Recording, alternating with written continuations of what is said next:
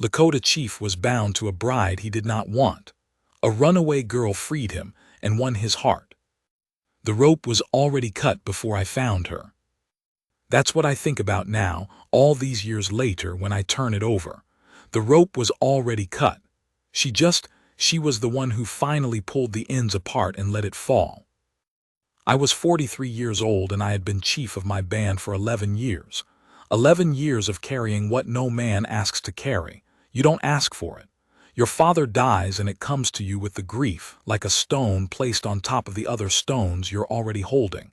You carry it because that is what the people need. You don't set it down. You don't say the weight is too much. You carry it or the whole thing falls. Her name was Sunka Whitco's daughter. Ironcloud's daughter. Her name was Tessin Y. White Buffalo Calf Woman, though she went by Winona among her own people. She was the daughter of a chief 2 days' ride to the north, and the arrangement had been made by our fathers before either of us had a voice in anything. I'd met her twice. Once when we were both young, she was maybe 14, I was 18 or 19, and we sat across a fire from each other while our fathers talked and neither of us looked at the other. The second time was 4 years before the story I'm telling you now. She was a woman by then, pretty enough, careful with her eyes. I sat across another fire and watched her father and my uncle work out the terms because my father was dead by then and my uncle spoke for my band in matters like this, even though I was chief. He was old. He knew things. I sat there and let him speak. She was not the problem. I want to say that plainly. Winona was not cruel, not wicked, not anything that would make a man ashamed to call her wife. She was quiet and capable and her father's people respected her. If I had married her, I would have been fine. I think fine is the word. She and I would have been fine. But I had been fine for 11 years. I had been responsible and steady and fine.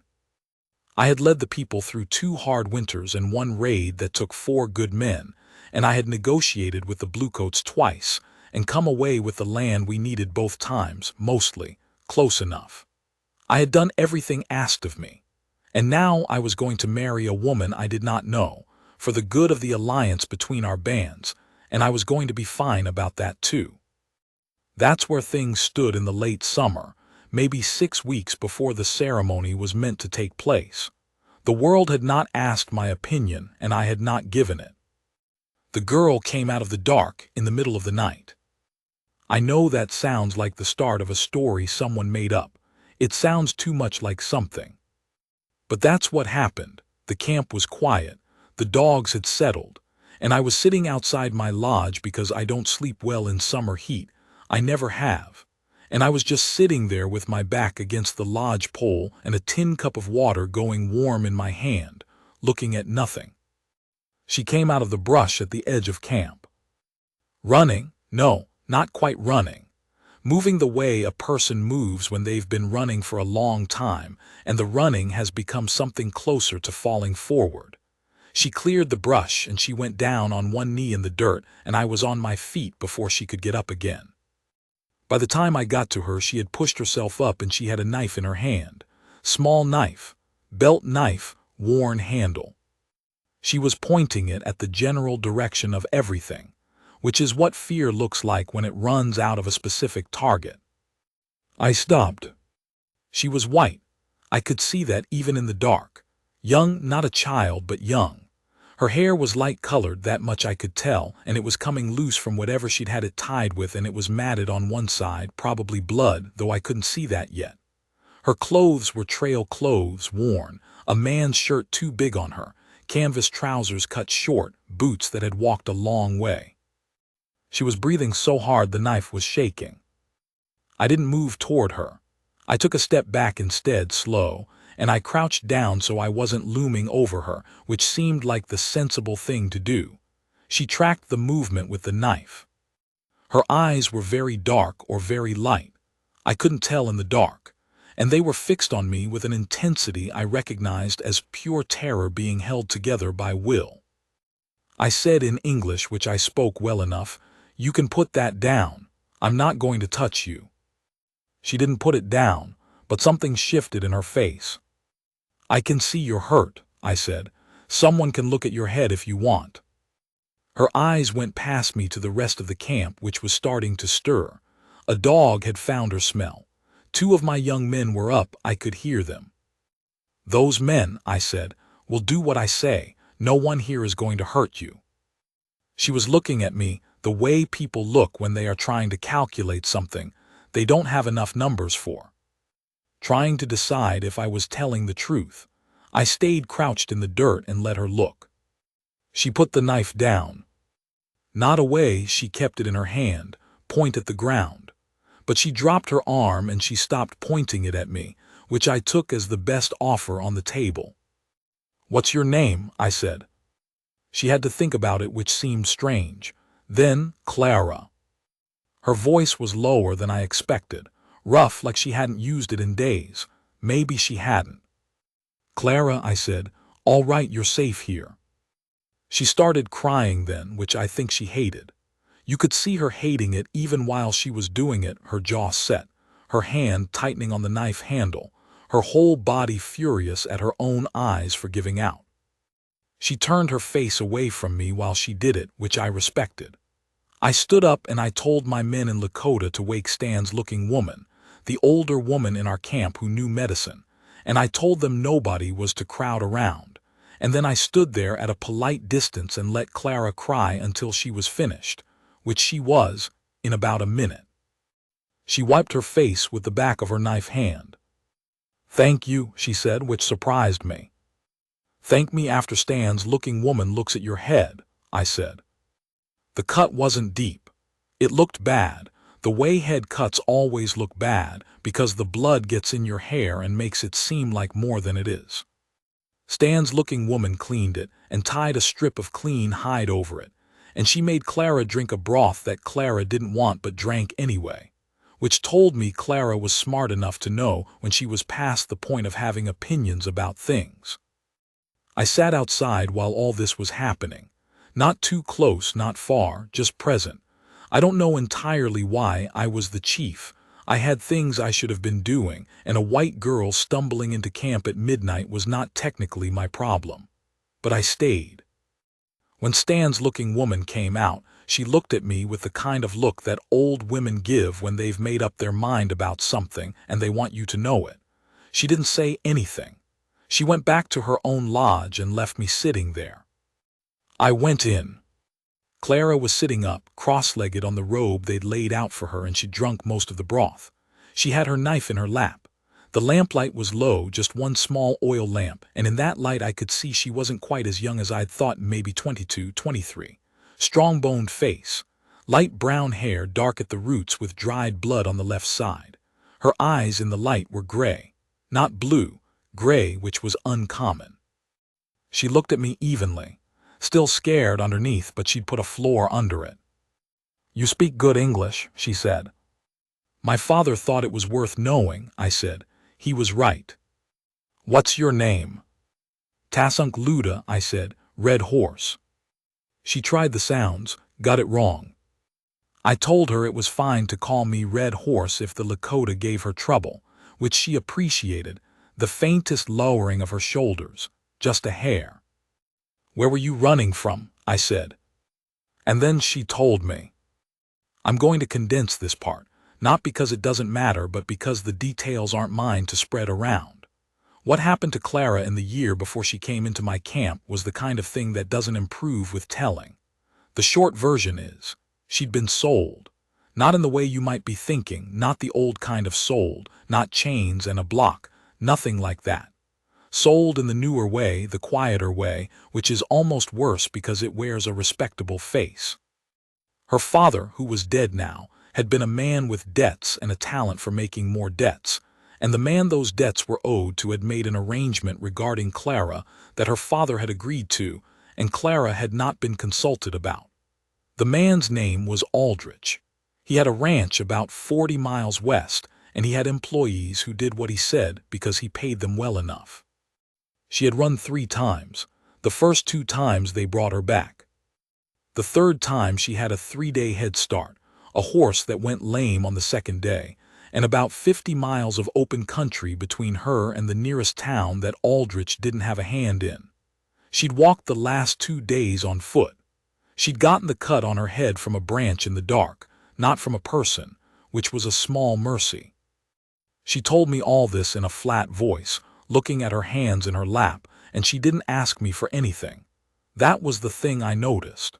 She told me the facts and she didn't ask for help, didn't wrap it up in a request, didn't end it with something that obligated me.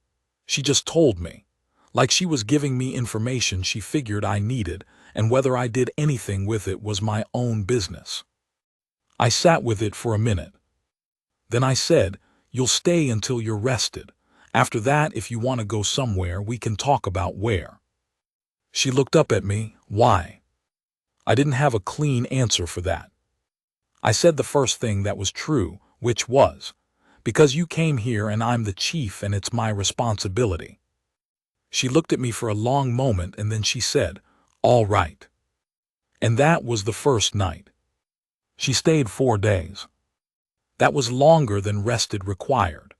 On the second day she was moving fine. The cut was closing. She'd slept for most of a night and most of a morning, and there was no practical reason she couldn't have left by the afternoon of the second day if she'd wanted to. She didn't leave. I didn't ask her about it. I had my own days to fill. The running of the band doesn't stop because a stranger shows up. And those days I had a dispute about the grazing boundary between my band and a neighboring family that needed settling. A young man who'd done something foolish with another young man's horse, and a consultation with 2 of the older men about where to move the band for the fall, which was a longer conversation than I'd expected. I did my work. I was aware of where Clara was in the camp, the way you're aware of something that doesn't quite fit the pattern, the way you'd be aware of a bird that isn't from this part of the country. She made herself useful. I don't think she planned to, I think she just couldn't sit still. She helped Stan's looking woman with the cooking. She helped a young mother carry water. She watched how things were done and then she did them. She didn't get in the way and she didn't make herself invisible, which would have been the wrong thing to do in its own way. She found the right distance. On the third evening I sat across the fire from her while Stan's looking woman's family ate, and Clara and I talked. Really talked, not the emergency exchange of facts from the first night. I asked her where she'd been from originally before all of this, and she told me Pennsylvania, which was a long way, and she'd come west with her father when she was 16 because he had an idea about land. I asked her if she had anyone back east and she was quiet for a moment and then she said, "Not really. Not enough to go back for." "What will you do?" I said. She stirred the fire with a stick. "There's a town called Harlow's Creek east of here, I think about 60 miles. I heard there's a woman there who runs a boarding house, takes in women who need work. I can cook. I can keep accounts, my father taught me that. I'll find something." She said all of this with a practicality that wasn't bravado. She'd thought it through. She had a plan. It wasn't a grand plan, it was just a next step, and she'd settled on it, and she was going to do it, and she was not looking for rescue. She was just going to do it herself. I poked the fire. "Harlow's Creek," I said. "I know it. I'll have one of my men take you there." She looked at me across the flames. "You don't have to do that. 60 miles alone on foot isn't the right idea," I said. She opened her mouth and I thought she was going to argue, and then she closed it again and nodded. "Thank you," she said. Again. I went back to my lodge and I lay awake. I don't know how to explain what was happening in me those days, except to say it was like having a window blown open in a room that had been closed up for a long time. Not that Clara was doing anything to open it. She wasn't. She wasn't trying to charm me or draw me or anything like that. She was too straightforward for games, and she was too beat up from everything that had happened to have any games left in her. She was just there, matter of fact, getting herself together, doing what needed doing. But something about that, something about a person who just was what they were, no performance, no angle, something about that hit me in a place I hadn't thought about in a long time. I was going to marry Winona in 6 weeks, for the alliance, for the good of the band. I was going to be fine. I lay there in the heat and stared at the smoke hole. She left on the fourth morning. I gave her a horse. A good horse, not a spare, not something old, a real horse, a 5-year-old bay mare named by my people, but which I told Clara she could call whatever she wanted. Clara put her hand on the mare's neck, and the mare turned and lipped at her shirt, and something in Clara's face went quiet and soft for just a moment, the first time I'd seen that. I was sending one of my better men, a man called Knife River who was reliable and spoke some English, to ride with her to Harlow's Creek. We were standing at the edge of camp, the morning not yet warm. Knife River was ready, the horses were ready, Stan's looking woman had packed food for the road. Everything was settled. Clara turned to me. She was in her same clothes, cleaned as best she could manage, her hair back in a proper braid now. The bandage was off her head, the cut almost closed. She looked herself. Whatever that means, she looked like herself. "I don't know how to thank you," she said. "Not properly." "You came into my camp and you trusted me," I said. "That's enough." She looked at me then, direct. The way she looked at things, no flinching, no looking away, like she'd decided that whatever she saw she was going to see clearly. She looked at me like that for a moment and she said, "You're a good man, Red Horse." 3 words, a good man. I had been called many things: chief, leader, son of my father, strong, capable, fair. Those things came from people who needed me to be those things. They said them because they needed them to be true. She didn't need anything from me anymore. She was leaving, and she said it. I didn't know what to do with that, so I nodded, and I told Knife River to take care, and I watched them ride out until the dust was gone. I stood there for a minute. Then I went and sat in my lodge, and I stayed there longer than I needed to. The 6th day after she left, Aldrich came. Not Aldrich himself. He was smart enough for that, but 4 of his men. Hard-faced men on good horses, rifles in their saddle sheaths. They rode in easy, the way men ride when they want you to know they're not afraid of you, which usually means they've decided it's worth finding out whether they should be. The one who spoke came up to me where I was standing outside my lodge, and he said they were looking for a woman, white woman, young, might have come through this way. He described Clara well enough. He said she was property, not his word exactly, but that's what he meant. He smoothed it over with things like belonging to and under contract. And they'd been told she was seen near here, and they'd appreciate any help in finding her. I looked at him for a long time. He was a little older than me, thick through the shoulders, a man who'd spent a lot of years following orders and had gotten good at it. His eyes were flat. He wasn't stupid. I said, "No one like that has been in this camp." He looked at me. He looked at my camp. He looked back at me. I held his eyes, and I did not add anything. There is a thing that sometimes happens, not violence, not a threat, just a moment when 2 men recognize the distance between where they are and where they'd end up if they pushed further, and both of them decide that distance is too much to cross. He looked at me long enough to make his point, which was that he wasn't scared, and then he nodded and they rode out. I watched them go. I knew this wasn't finished. Aldrich was the kind of man who didn't let things go, and I had just lied to his men, which meant I had stepped into this thing properly now. Not halfway, all the way in. I sat with that for a while, thought about what it meant. Then I called Knife River's brother, who was faster on a horse than anyone in my band, and I told him to ride to Harlow's Creek and find Clara and tell her to be careful. Tell her the name Aldrich was being said. Tell her to move if she needed to move. He rode out within the hour. 3 days after that, I rode to Harlow's Creek myself. I'm not going to dress this up and say I had reasons. I had reasons. I wanted to know if she'd gotten there safely. I wanted to know if Aldrich's men had followed her. I had sensible, practical justifications that were all true and all beside the point. The point was I wanted to see her. I took 2 men with me. We rode in like we were passing through, which we were mostly. Harlow's Creek was a small town, wood-frame buildings on a dirt street, the usual. A general store, a saloon, a livery, a church at the end of it. Not friendly to Lakota riders in the normal run of things, but I'd been here before twice, and the man who ran the livery knew me and was all right. I asked him about a boarding house. He told me. End of the main street, white house with a red door, a woman named Marjorie Coles ran it. He said it with a kind of careful neutrality that meant he was watching me, but he wasn't going to make anything of it. I left my men at the livery, and I walked up the street. The red door. I knocked. A woman I didn't know opened it, older, gray-haired, wide through the hips, with eyes that were doing a quick, quiet assessment of me before the door was fully open. This would be Marjorie Coles. I said I was looking for Clara. I said my name. She looked at me for about 3 seconds. Then she called over her shoulder and walked away from the door and left it open, which I took as an invitation.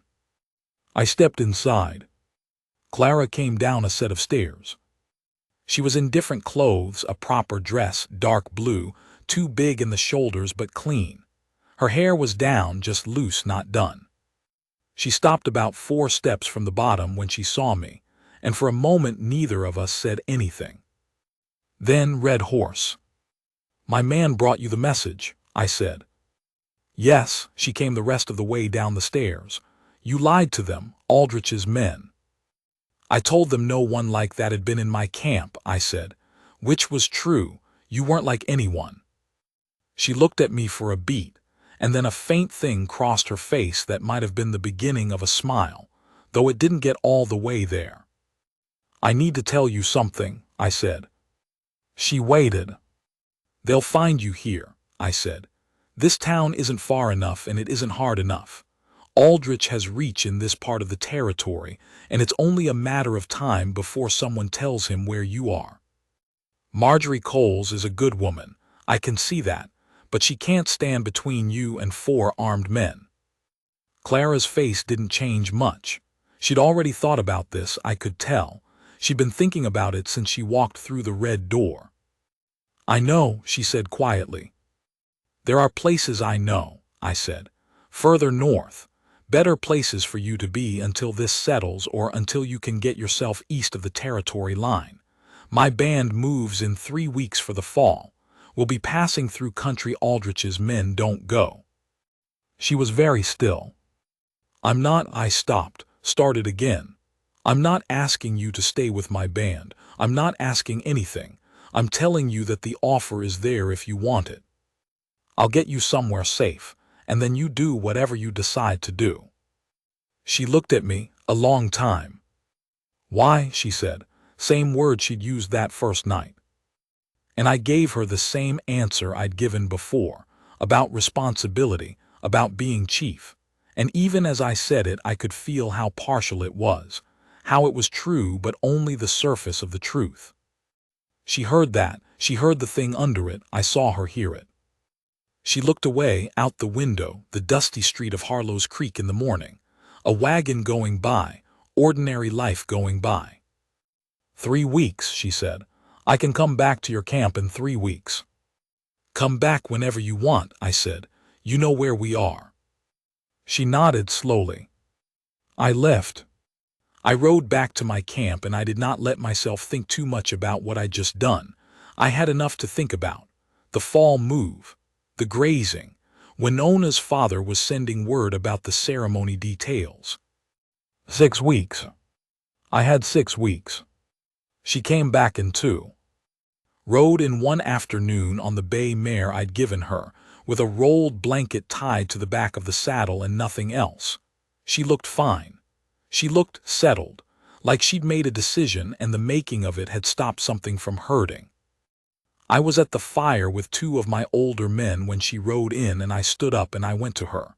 She dismounted. She handed me the reins, which I took, and she said, "I'm ready to go north if the offer still stands." "The offer stands," I said. "Good," she said. And then she looked at me, that gray, direct look that I'd been thinking about more than I should have, and she said, "Also, I just wanted to come back here. I don't know exactly how to explain that, but I wanted you to know it." I stood there holding the bay mare's reins, and I didn't say anything for a moment. Then I handed the reins to the young man nearest me and I said, "Stan's-looking woman will have food. Eat something. Then we'll talk about the route north." Clara almost smiled. She'd heard what I hadn't said. She was good at that. Now I've gotten to the part that's harder to tell. Not because it was painful, it wasn't, or not in the way bad things are painful. It's hard to tell because I'm not sure I have the words for it. I've thought about it for years, and I still can't decide if the words I have are the right ones. In the 2 weeks before we moved north, Clara was in my camp. I kept it proper. She slept in Stan's-looking woman's lodge, and I kept my distance, and everyone in camp knew the lines and respected them, because that's how a chief's camp works. But within those lines, there was a lot of time. Mornings she'd be up before most of the camp, same as me. I started having my morning water outside with the day coming up, and she started appearing around the same time with her own cup, and we'd sit at a distance from each other and watch the sky go from black to gray to pink, and we'd talk or not talk, whatever the morning called for. What I remember is how easy it was.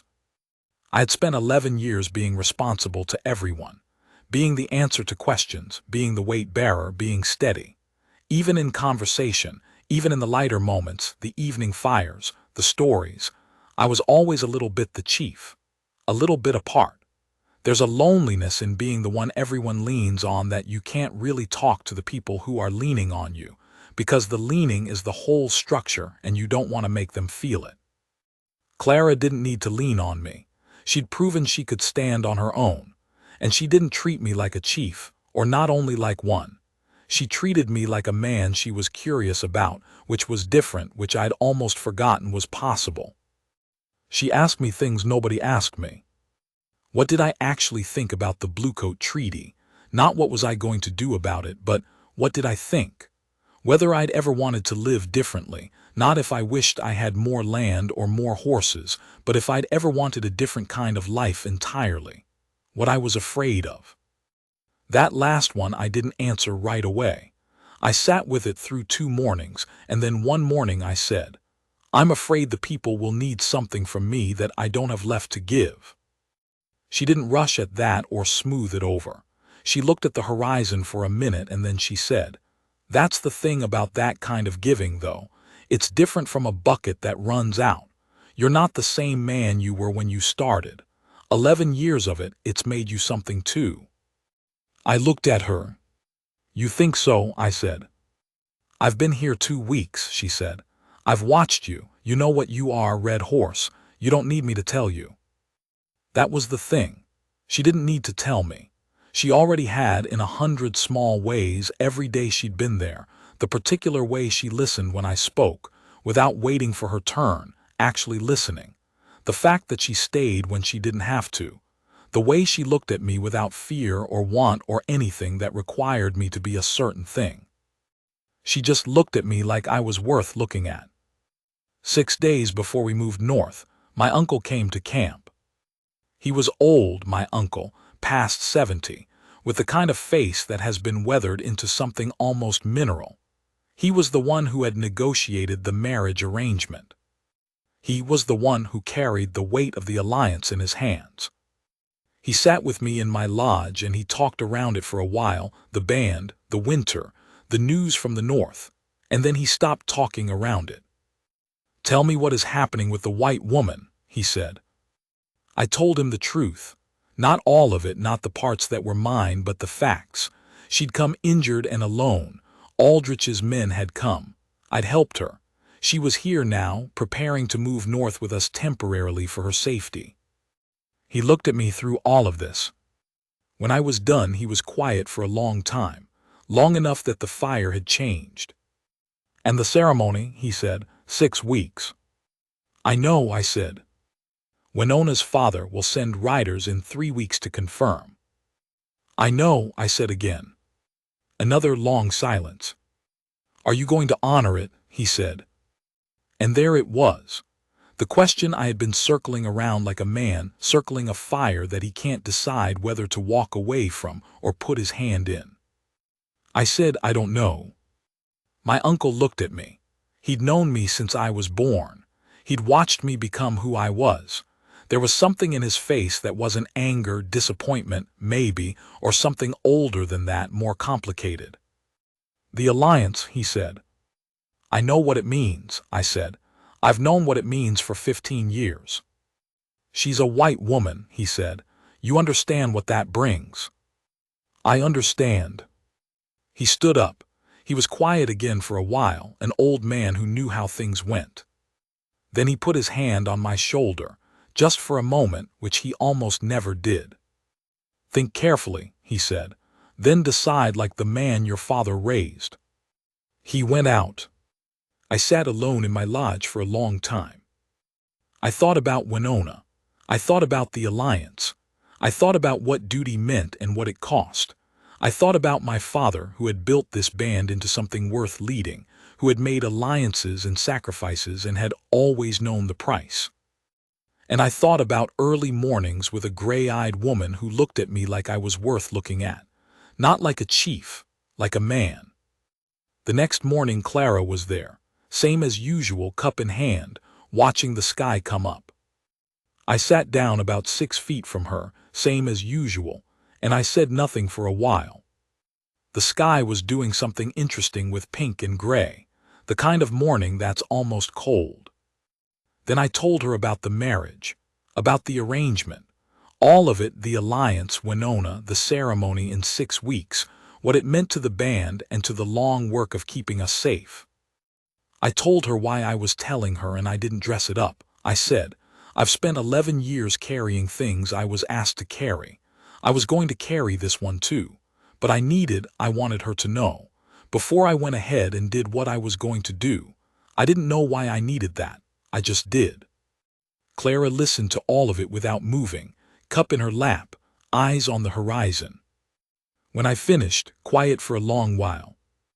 Then she said, "Do you want to marry her?" "It doesn't matter what I want," I said. "That's not an answer," Clara said. "No," I said, "I don't want to marry her. I have a responsibility to marry her." Clara nodded slowly, like she'd already known this and just needed to hear it in words. "And you're going to do it," she said, "because you're the kind of man who does what his people need." "Yes," I said. She was quiet again. "Can I say something?" she said. "Yes." "You can do a thing because your people need it," she said. "That's real. I'm not saying it isn't," but she stopped, started again. "You've spent 11 years giving everyone what they need from you. Your strength, your judgment, your sacrifice. They need that, yes. But what they're marrying you to, that's not you giving your strength. That's you giving the part of you that's still alive. That's a different thing." I said nothing. "I'm nobody," she said. "I'm a runaway white woman sitting in the dirt with a borrowed cup. You don't have to listen to me." "I'm listening," I said. She looked at me, full-on gray eyes, morning light. "I think you're the finest man I've ever been near," she said. "I've been near some men. I know what I'm saying. And I think it would be a shame, I think it would be a real, genuine shame, if a man like you spent the rest of his life being fine." The word landed on me like a stone in still water. Fine. The word I'd been using in my own head for weeks, for years, for as long as I could remember. I looked at her. I looked at her for a long time, and she let me look, and she didn't look away. "The alliance matters," I said. "The band's safety matters." "I know," she said. "I'm not pretending it doesn't." "What you're suggesting—" "I'm not suggesting anything," she said. "I'm telling you what I see. What you do with it is yours." I sat with that. The sun was fully up now. The cold had gone out of the morning. The camp was starting to stir behind us. I put my cup down in the dirt. "The alliance can be made other ways," I said slowly. It was the first time I'd said this out loud to anyone, including myself. Ironcloud's daughter isn't the only way to bind the bands. There are other forms, gifts, agreements. A shared enemy makes better bonds than a marriage neither party chose. Clara didn't say anything. "My uncle thinks I'm going to do this because my father would have," I said. My father also knew that the point of sacrifice is to give something that costs you, not everything, not the center of yourself. I was quiet for a while. I am going to have a very difficult conversation with my uncle, I said. Probably, Clara said. And with Ironclad's people. Yes. And there will be, it won't be clean. Nothing like this is clean. No, she said, I know. I looked at her. None of this is your problem, I said. I want you to know that. Whatever happens, the alliance, the ceremony, all of it, none of it falls on you. She shook her head very slightly. It's already my problem, she said. I made it my problem when I came back in 2 weeks instead of 3. We both let that sit there. Clara, I said. Red horse, she said. I said, I don't know what happens next. I don't know what's possible or what makes sense, but I want to find out. If that's something you're willing to do, find out. She looked at me, long still, the gray direct look. I came back, she said, didn't I? The conversation with my uncle lasted 2 days. 2 days of him being an immovable thing and me being the water that eventually finds the way around. He was not wrong in his concerns. He knew things about alliances and history and what it cost to break a thing that had been agreed. I did not dismiss any of it. I listened to all of it. I had answers for some of it, and for the rest I admitted I didn't have answers, and that was what it was. On the second evening, my uncle stopped arguing. He didn't agree. He just stopped arguing, which with a man like him is a different kind of answer. He said, write to Ironclad yourself. Don't send a writer, write it. I did. It took me 3 drafts. I told Ironclad the truth, not the political truth, the personal one, that I had failed to honor the arrangement not through carelessness or disrespect, but through something I had not anticipated and could not undo. That his daughter was a good woman and deserved a man whose whole self was present. That I wanted to remain in alliance with his band by other means, and that I would give him whatever gifts and terms he named within my means to give. I sent it north with 2 good men and good horses. I waited. Ironclad's reply took 9 days. In those 9 days, Clara and I didn't talk about what was coming. We moved north with the band. We made the fall camp in the good valley I'd been aiming for, and in the evenings we sat near the same fire, and in the mornings we watched the same sky and we talked about other things. Her Pennsylvania, her father's dreams, the particular way she thought about numbers when she kept accounts, which was interesting and strange and very like her. I told her about the raid that had taken my 4 good men, which I hadn't told anyone outside the band, and she listened the same way she always listened, and when I was done she didn't say the usual things, she just said, "You carry them." And I said yes, and she said, "Good. They deserve to be carried." Ironclad's reply came on the 9th day. My uncle brought it to me himself, which told me something before I read it. He released me from the arrangement. He was not warm about it. The letter was the kind of document a man writes when he is trying to be honorable about something he's angry about, but he released me. He named terms: 4 horses, 2 rifles, and the shared use of the north grazing boundary in the spring. He said that his daughter would not suffer for my choices, and that if I did not honor the terms, the alliance was finished. The terms were steep, not impossible. "Can we meet them?" I asked my uncle. He looked at the paper in my hands. He looked at me. "I have 2 good horses I can give," he said. That was my uncle's version of yes. I told Clara on a cold evening, fire going, the valley dark around us, and the first smell of real autumn in the air. She was sitting with her knees drawn up, cup in her hand, watching the fire. She'd heard me come and sit across from her, and she waited. "It's done," I said. "The arrangement is broken. The terms are set." She looked up at me. "It cost you something," she said. "It cost me what it cost," I said. "It was worth it." She looked at me for a long moment. Then she set down her cup and she moved from where she was sitting around the fire, and she sat down beside me, right beside me close. She took my hand in both of hers. Her hands were cold from the cup. She didn't say anything. She just sat there with my hand in hers, looking at the fire. I've been asked in the years since to describe that moment, what it felt like, what I thought. I've never been able to get it right with words because the words I reach for are the big words, the ones that name the whole sea at once, and that's not what it was. It was the weight of her hands, which were smaller than mine and cold and completely certain in their grip. It was the fire doing what fires do. It was the valley around us and the quiet. It was a man who had carried things alone for a long time, feeling someone sit down beside him. That's the truest thing I can say about it. She didn't stay because she had nowhere else to go. I want to be clear about that, because it would be easy to tell it that way, easy to make it simpler than it was, and it deserves better than the simple version. She had somewhere to go. She had Harlow's Creek and Marjorie Coles and a plan that would have worked, that she'd already started working before she came back in 2 weeks instead of 3. She had options. They were real options. She chose to come back. She chose me. Not the chief, not the useful protector, not the man with a camp and resources and the ability to keep Aldrich's men away. She chose me, specifically, the man who sat in the dirt in the early morning and worried about running out of something to give. The man who'd been carrying everything for so long he'd forgotten what it felt like to be something other than a weight-bearing wall. She saw him, she named him, she sat down beside him. That's the thing about the right woman, not a soft thing, not a fairy story, not a woman who needs you and therefore makes you feel needed. A woman with her own legs under her own will in her chest, her own life. She could go live without you.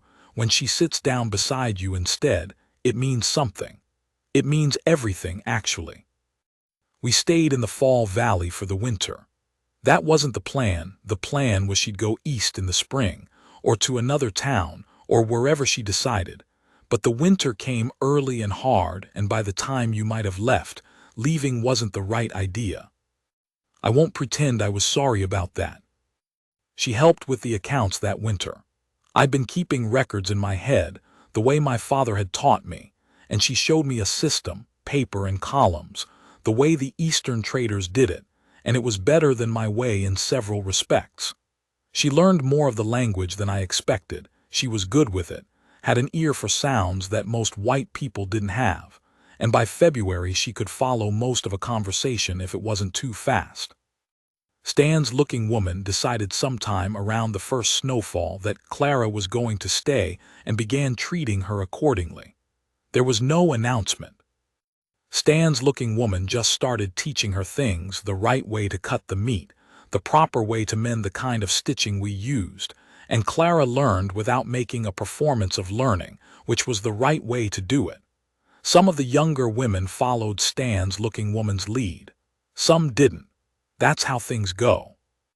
My uncle came around more slowly.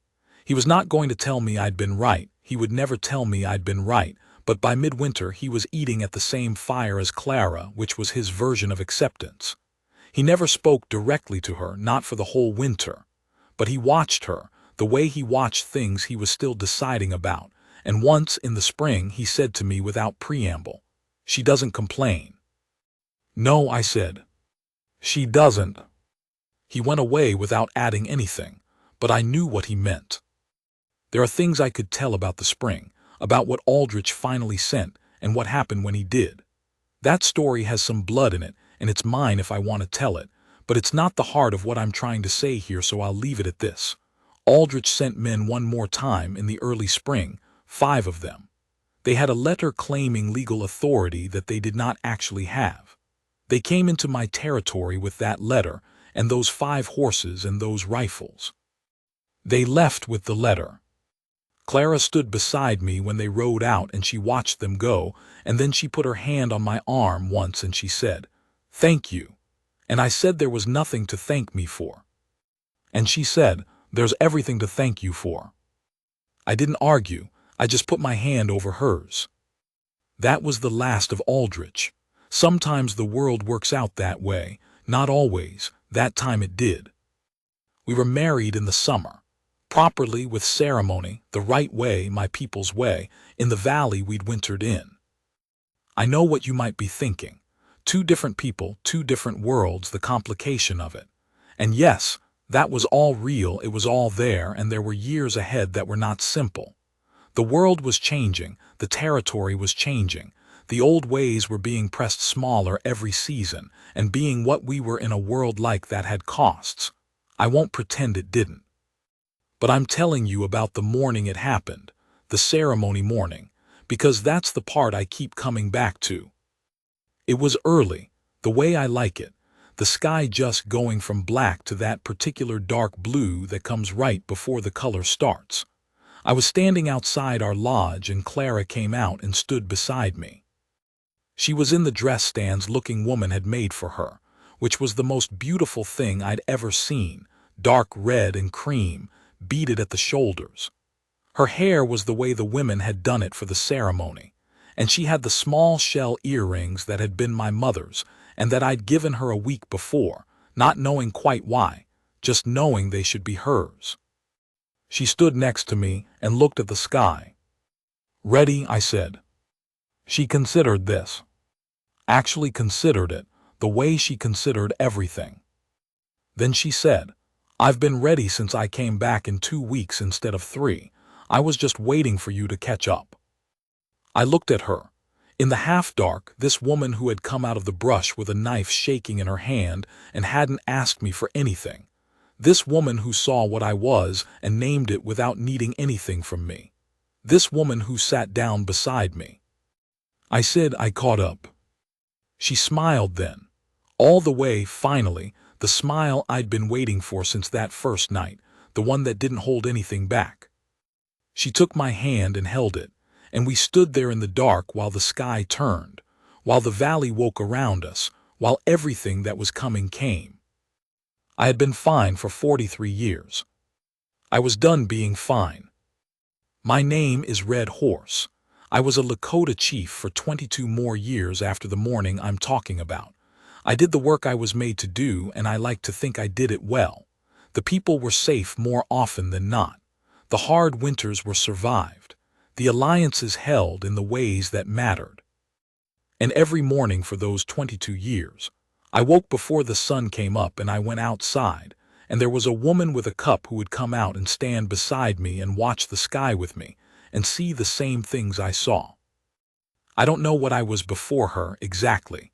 Capable, responsible, alone in the particular way that a man is alone when everyone needs him and no one sees him. I know what I was after. I was a man who was known. That's all a man really wants. Not the title, not the respect from people who need you to be respected, not the fine. A woman who came back 2 weeks early because she wanted to. Who sat down beside you in the dirt.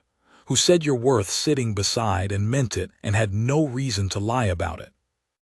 I was a man who was known, and I was not alone anymore, and the weight didn't get lighter, it never really does, but I carried it different. I carried it like a man who had somewhere to set it down at the end of the day. That was enough, that was more than enough. That was everything.